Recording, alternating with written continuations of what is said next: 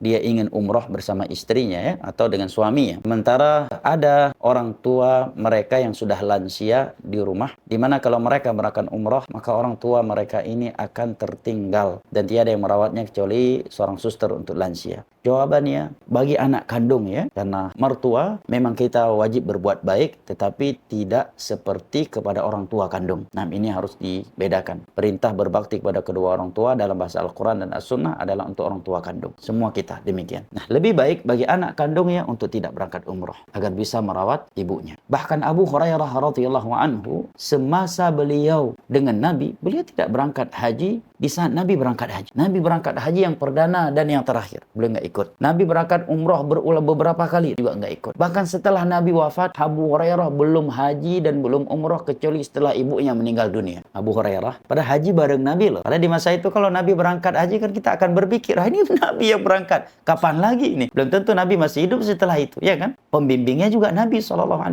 Tapi karena beliau punya ibu yang lansia, beliau tidak ikut berangkat. Contoh lainnya Uwais Al-Qarni. Insyaallah nama Uwais Al-Qarni tidak asing di telinga kita insyaallah ya. Seorang tabi'in yang telah dipuji oleh Nabi, dikatakan oleh Nabi doanya mustajab. Wahai Umar, kalau kamu bertemu dengannya, minta dia mohon ampunan kepada Allah untukmu.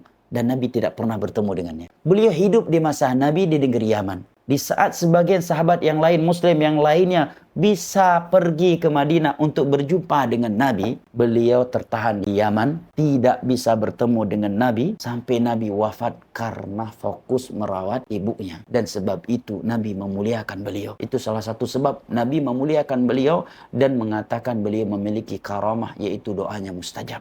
Dan Nabi SAW telah bersabda tadi, sungguh celaka seorang hamba yang memiliki salah satu dari kedua orang tua atau kedua-dua yang sudah tua renta, tetapi mereka tidak berhasil memasukkannya ke dalam surga. Kenapa? Karena posisi salah satu dari kedua orang tua atau kedua-duanya yang sudah tua renta di sisi kita, ini pintu surga terbesar bagi seorang anak. Sampai-sampai para sahabat Nabi enggak ikut berangkat haji bareng Nabi, enggak berangkat umroh bareng Nabi, bahkan tidak haji kecuali setelah orang tuanya meninggal dunia. Gimana tuh? Luar biasa aja pahalanya. Dan itu lebih besar pahalanya daripada pahala umroh. Barakallahu fiik.